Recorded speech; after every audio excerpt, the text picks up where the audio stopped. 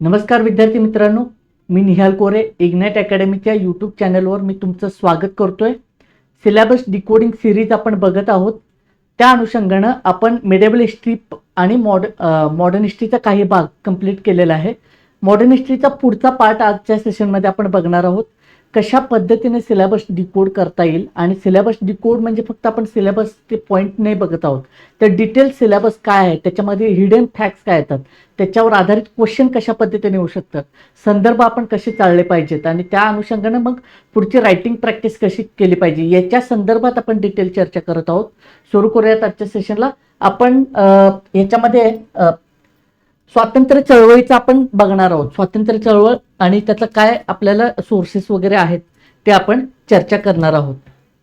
एक मिनिट. ठीक आहे. मग तो कालखंड कसा आहे, काय आहे, मग प्रत्येक कालखंडामध्ये कशा पद्धतीनं काय आपल्याला बघायचं आहे त्याची आपण सविस्तर चर्चा करणार आहोत. ठीक आहे. तर ही माझ्याबद्दलची माहिती आहे. मी 2022 सालचा UPSC टॉपर राहिलेलो आहे. मराठी माध्यमातून मी परीक्षा दिली होती. त्याचबरोबर 2018 पासून मी अनेक विद्यार्थ्यांना स्पर्धा परीक्षेसंदर्भात मार्गदर्शन करत आलेलो आहे, आजही करत आहे.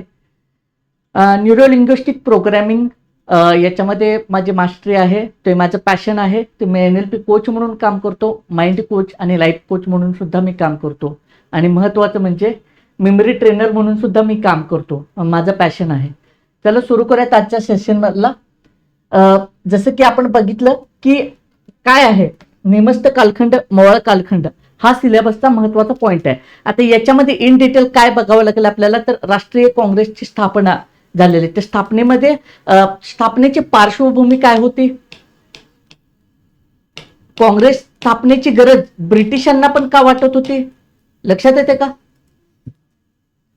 ठीक आहे. ब्रिटिशांना याच्यामध्ये ॲलन ॲक्टिव्हिन ह्यूम यांनी सहकार्य कशा पद्धतीने केलेलं आहे काँग्रेसच्या स्थापनेसाठी. लॉर्ड डफरिन यांचा रोल काय याच्यामध्ये. ठीक आहे. सुरक्षा झडपेचा सिद्धांत असं म्हटलं जातं. काँग्रेसवर टीका केली जाते. सुरक्षा झडपेचा सिद्धांत, तो सिद्धांत काय आहे, या सगळ्या गोष्टी हे सगळे मेन्सला येतात क्वेश्चन. ठीक आहे.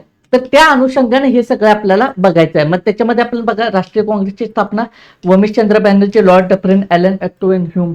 त्याच्यानंतर काँग्रेसची पहिली ज्यावेळी बैठक झाली, प्रामुख्याने कोणकोणते प्रतिनिधी तिथं उपस्थित होते. ठीक आहे. आणि ते एकंदरीत पार्श्वभूमी आणि नंतर कशी काँग्रेसची वाटचाल राहिलेली आहे.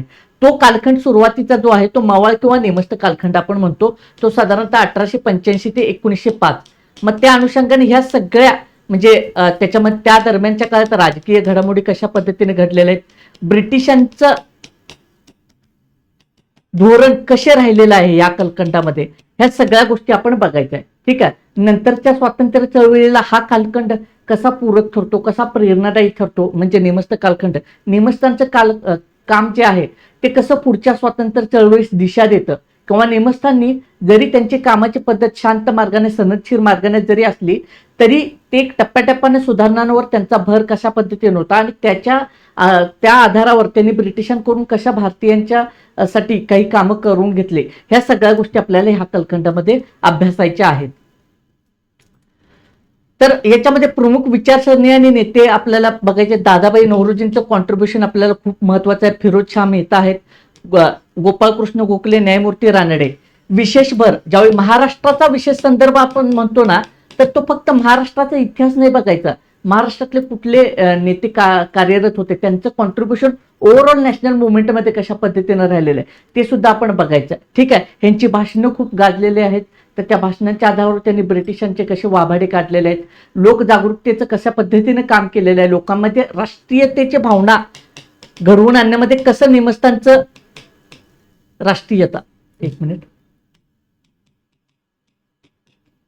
राष्ट्रीयतेची भावना निर्माण करण्यामध्ये कसं नेमस्तांचं योगदान राहिलेलं आहे.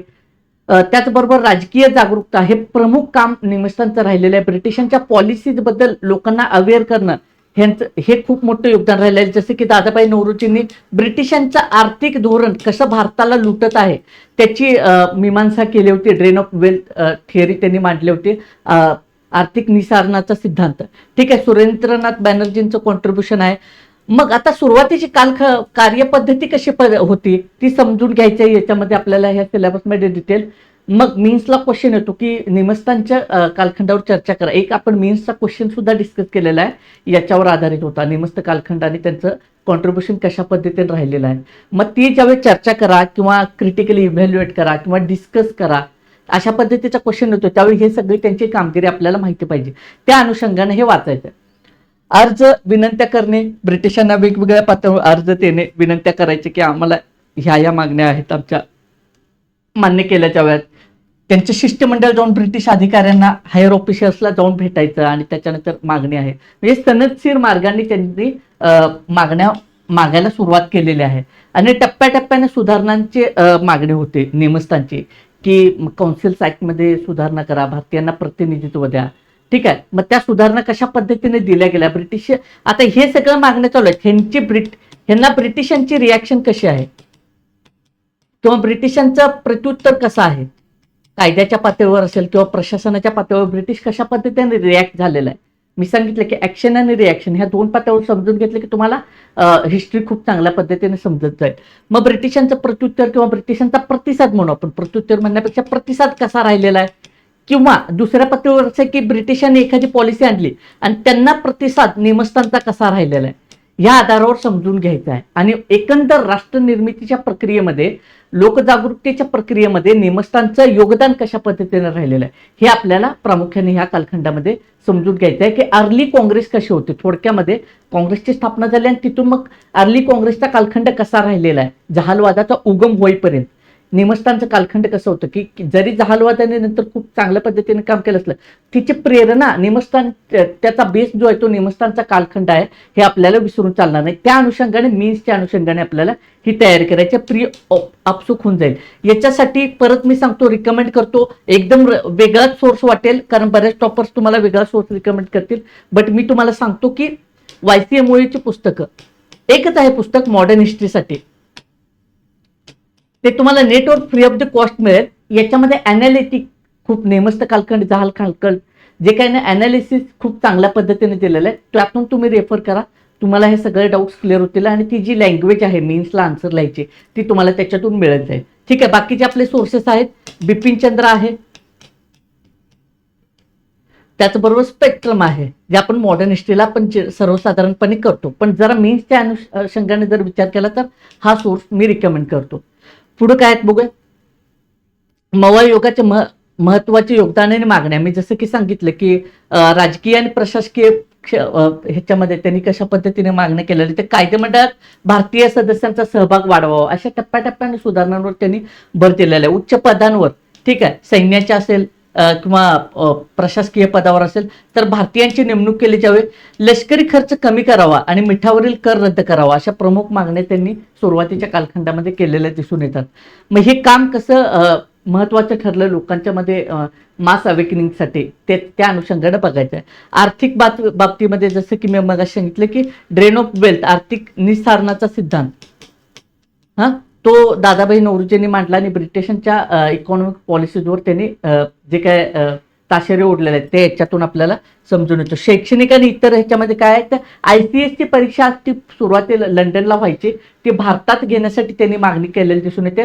आणि सगळ्यात महत्वाचं, गोखले आणि रानडे यांचे वैचारिक कार्य, ठीक आहे, वैचारिक कार्य, त्याचबरोबर त्यांची भाषणं जी आहेत ती खूप महत्वाची आहे. लोकांना जागरूक करण्यामध्ये त्यांचं खूप मोठं कॉन्ट्रीब्युशन राहिलेलं आहे, ते आपल्याला विशेषतः बघायचं आहे. ठीक आहे, रिसेंटली झालेल्या राज्यसेवेचा आत्ता परवाच झालेला पेपर GS1चा आहे, त्याच्यामध्ये क्वेश्चन आहे बघा, तुम्ही बघून घ्या. ठीक आहे, तर कायद्याच्या दृष्टीने महत्वाच्या घटना काय आहेत बघा. काउन्सिल ऍक्ट 1892, 1892चा भारत परिषद कायदा, हा खूप महत्वाचा आहे. कायदे मंडळाच्या विकासातील महत्वाचा टप्पा मानला जातो, ते समजून घ्यायचं आहे. सांगण्याचं काय, ह्याच्यामध्ये ह्या कालखंडामध्ये जे जे महत्वाचे कायदे आलेले आहेत त्याच्याकडे आपल्याला वेगळ्या चांगल्या पद्धतीने ते प्रिपेअर करायचे आहेत, त्याचे प्रो कॉन्स आणि त्याचा एकंदर भारतीय जनमानसावर कशा पद्धतीने परिणाम झालेले ते बघायचं आहे. वेल्बी कमिशन हा एक टर्निंग पॉईंट आहे. भारतात वाढत्या खर्चाची चौकशी करण्यासाठी असे हे कमिशन बसलं होतं. दादाभाई नौरोजी या कमिशनचे सदस्य होते. अशा पद्धतीचे वेगवेगळे कमिशन आहेत, वेगवेगळे कायदे आहेत. ठीक आहे, तर त्याच्या अनुषंगाने हे सगळं आपल्याला बघायचं. भारतीयांचं प्रतिनिधित्व द्यायचं आहे, मग ते भारतातले प्रतिनिधी कोण होते, त्यांनी कशा पद्धतीने काम केलेलं आहे. बजेट सेशनमध्ये डिस्कस करताना आर्थिक धोरणावरून टीका करताना कसं कामकाज राहिलेलं आहे त्यांचं, त्या सगळ्या बाजू आपण बघून घ्यायच्या आहे त्याच्यामध्ये. आता त्याच्यानंतर काय मी सांगितलं की त्याच्यानंतर मवाळ कालखंडानंतर जहालवादाचा उदय होतो. जहालवादाचं उगम होण्याची बरीच कारणं आहेत, मग ती कारणं समजून घ्यायची आहेत. राजकीय असंतोष आहे ब्रिटिशांच्या विरोधात. आंतरराष्ट्रीय घटनेत इथिओपियानं इटलीला हरवलं होतं 1905ला. मग ही मान्यता स्पष्ट झाली की युरोपियांना हरवणं अवघड आहे, ही मान्यता जे की खोटी ठरली. म्हणजे याच्यातून युरोपियनांना आपण हरवू शकतो, युरोपीय लोकांना आपण हरवू शकतो, हा कॉन्फिडन्स आलेला आहे. आणि त्याच्यातून मग काय झालेलं आहे, आपण सुद्धा आपल्या देशाला, आपल्या मातृभूमीला स्वतंत्र करू शकतो, हा असा एक विचार पुढे आलेला आहे. त्याच्यातून हे सगळं जहालवादाचा उगम झालेला आहे. आणि काय मवाळांचं जे काय किंवा निमस्तांचं धोरण हे सुद्धा युवकांना रुचत नव्हतं, कारण ब्रिटिश धार्जिने वाटायचं ते धोरण. आणि म्हणून काय झालं की नाही, आम्ही आता आमच्या पद्धतीनं आपल्या देशाला स्वातंत्र्य करणार आहोत, ही मागणी पुढे आलेली आहे. कर्जनची दडपशाहीची धोरणे तत्कालीन हे कारण आहे. बंगालची फाळणी केली होती, त्याचबरोबर युनिव्हर्सिटी ऍक्ट आला होता. आणि दडपशाहीचं कर्जनचं खूप कठोर धोरण असायचं, त्याच्या विरोधात असंतोष उफाळून आलेला आहे. दुष्काळ आहे.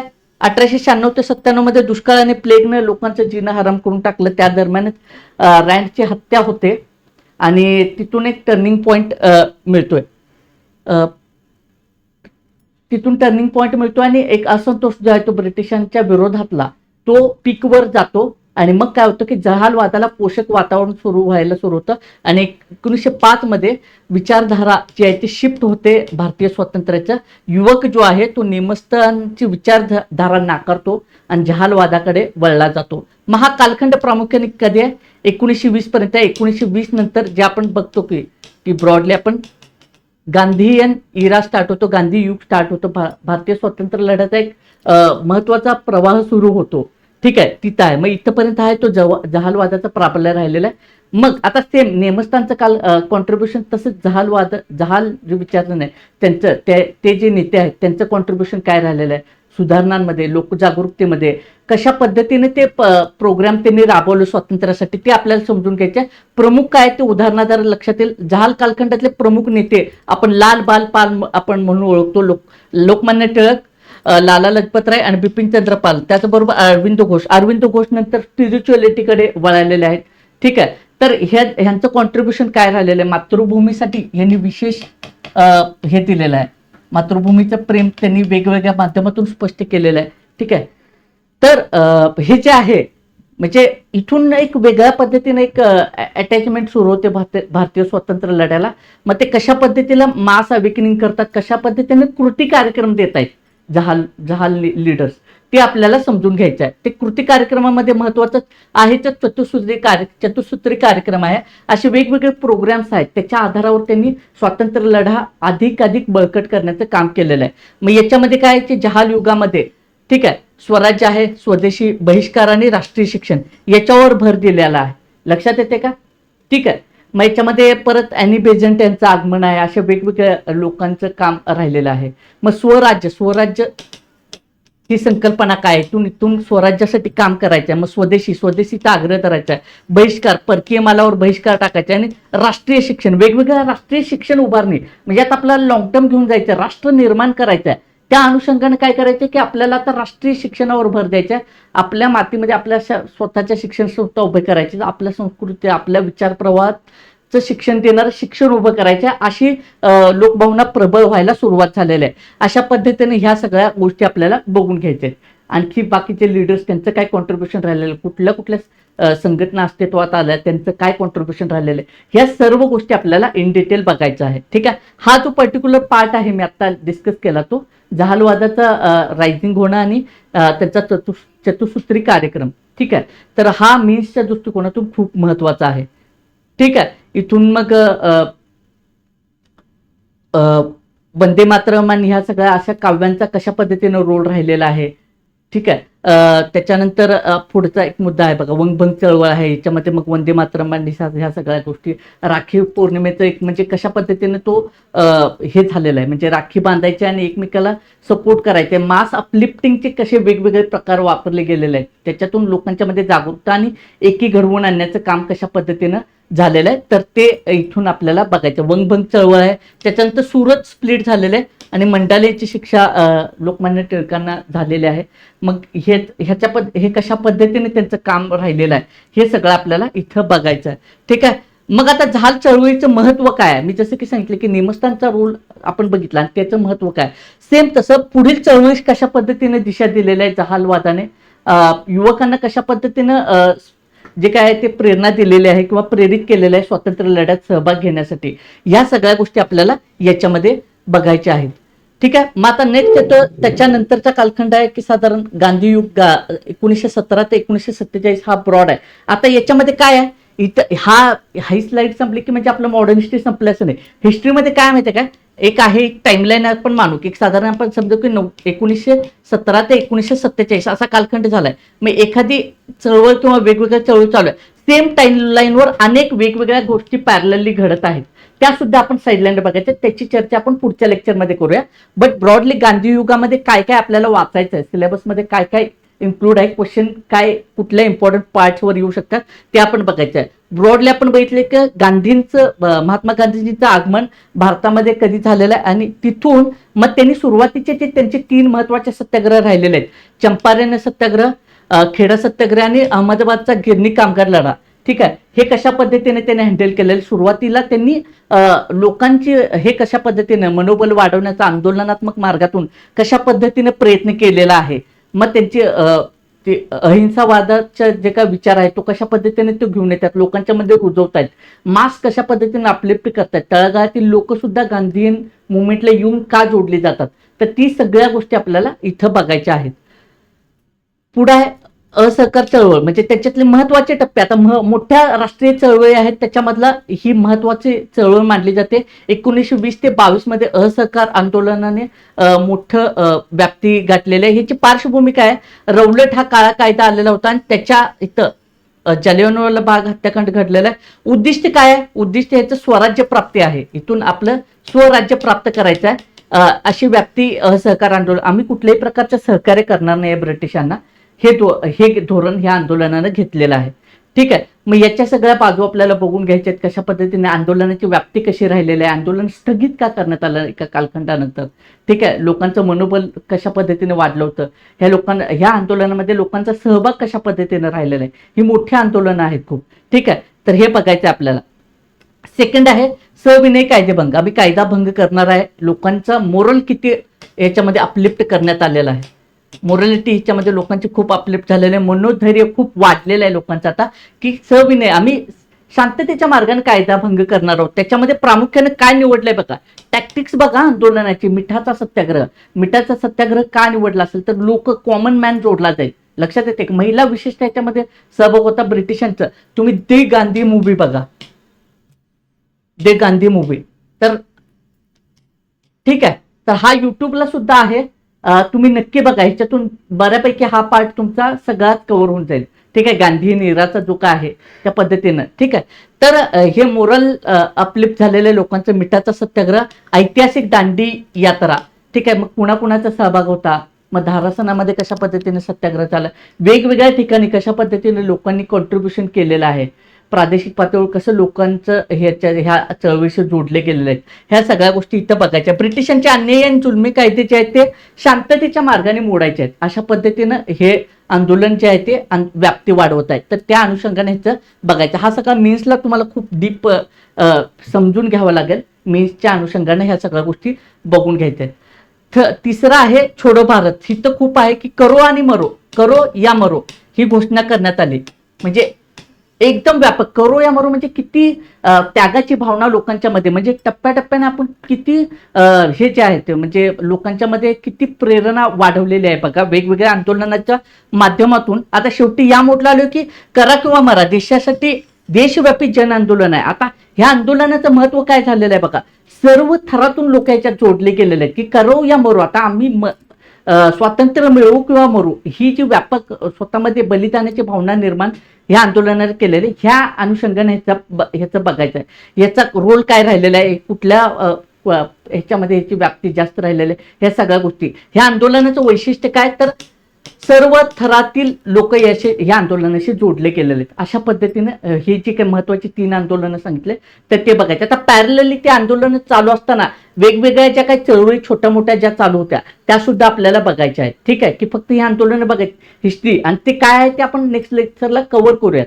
पण ठीक आहे, पण हा एक ब्रॉड हे समजून घ्या की गांधी नेरामध्ये आपल्याला काय काय कशा पद्धतीने समजून घ्यायचं आहे. ठीक आहे, महत्वाच्या घटना आणि करार या दरम्यान झालेले आहेत. 1919ला रौलटचा कायदा आपण मगाशी डिस्कस केलेला. 1919ला जालियनवाला बाग हत्याकांड होता आणि तिथून मग कशा पद्धतीने ब्रिटिशांच्या विरोधात असंतोष होतो. चौरी चौरा घटना झालेल्या. मग महात्मा गांधी इथं आंदोलन स्थगित करतात कारण हिंसा त्यांना मान्य नाही आहे. हे घटनेनंतर मग कशा पद्धतीने ते आंदोलन स्थगित केल्यानंतर परत मग काय होतं की तिथून मग काय होतं की रचनात्मक कार्यक्रमावर भर देतात.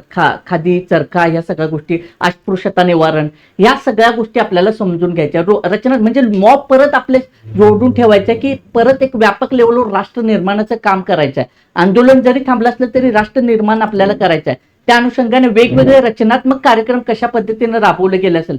मग त्याचा महाराष्ट्रामध्ये पण बऱ्याच गोष्टी नंतर वेगवेगळ्या चळवळी आपण बघू शकतोय ते आपण त्याच्यावर आपण चर्चा करूयात. मग रचनात्मक कार्यक्रमामध्ये अस्पृश्यता निवारण असेल की खादी, ग्रामोद्योग, छोटे छोटे व्यवसाय कशा पद्धतीने वाढवतोय त्या गोष्टींवर भर देण्यात आलेला आहे. 1931चं महत्वाचं आहे गांधी आणि आयर्विन करार. हा खूप महत्वाचा आहे. आणि त्याच्यानंतर 1932चा जो आहे तो पुणे करार आहे. डॉक्टर बाबासाहेब आंबेडकर आणि महात्मा गांधी यांच्यामध्ये झालेला. हे खूप महत्वाचे इव्हेंट्स आहेत. याच्यावर थोडंसं वेगळ्या पद्धतीने बघायचं. अगेन सेम YCMOच्या बुकमध्ये जे चॅप्टर दिलेले आहेत ते खूप महत्वाचे आहेत. तुमचं असंच वाचून काढले तर तुम्हाला त्याच्या खूप चांगल्या पद्धतीने अंडरस्टँडिंग होईल. ठीक आहे, तर गांधीवादी विचारसरणी काय की गांधीवादी विचारसरणी जे आहे ते हा पार्ट थोडासा इथिक्सला पण खूप इम्पॉर्टंट ठरतो. तर सत्य आणि अहिंसेवर त्यांचा विश्वास आहे. सत्याग्रहाचा मार्ग आपण बघितलंय. तर ह्या सगळ्या गोष्टी आपल्याला बघायच्या आहेत. अस्पृश्यता निवारण म्हणजे काही आंदोलनं स्थगित केल्यानंतर तरी सुद्धा मॉबचा जो काही कॉन्फिडन्स आहे तो किंवा मोरल जो आहे तो चांगला राहावा म्हणून हे जे आहे की रचनात्मक कार्यक्रमाचा त्यांचा भाग होता. ठीक आहे, तर हिंदू मुस्लिम ऐक्य घडवून आणणे, स्वदेशीचा अंगीकार करणे अशा कार्यक्रमांवर त्यांनी मधल्या दोन आंदोलनाच्या मधला जो काळ आहे त्याच्यामध्ये या कार्यक्रमावर महात्मा गांधींनी भर दिल्याचा दिसून येतो. ह्या सगळ्या गोष्टी आपल्याला प्रॉपर रीड करायच्या, प्रॉपर हे करायचं. ह्याच्यावर हे जे मीन्सला येतात तर अशा पद्धतीचे टॉपिक येतात त्यावर आपल्याला लिहावं लागतं. त्या अनुषंगाने हे आपल्याला रीड करायचं. ठीक आहे, तर पुढे स्वातंत्र्याकडे वाटचाल. त्याच्यामध्ये 3 महत्वाचे आहेत. वेव्हेल प्लॅन आहे, त्याच्यानंतर त्रिमंत्री योजना आहे आणि माउंट बॅटन योजना आहे. आणि अल्टिमेटली आपला जो काही स्वातंत्र्य आपल्याला मिळतं ते 1947. पण त्याच्या आधी ह्या वेगवेगळ्या घडामोडी झालेल्या त्या कशा प्रिपेअर करायच्या त्याचं आपण ते नेक्स्ट लेशनला विश्लेषण करूयात. तर इथंच थांबूयात. लेक्चर आवडला असेल तर तुम्ही नक्की शेअर करा. सिलेबस डिकोडिंग इतक्या डिटेलमध्ये जाऊन कुठला पॉईंट कसा रेफर करायचा आहे, सोर्सेस कशा पद्धतीने वापरायचे, त्याचा मीन्सचा आणि प्रीचा अप्रोच कसा असला पाहिजे इतक्या डिटेलमध्ये आपण बघत आहोत. तर शेअर करा इतर विद्यार्थ्यांच्यापर्यंत आणि यूट्यूब चॅनलला सबस्क्राईब करा. धन्यवाद.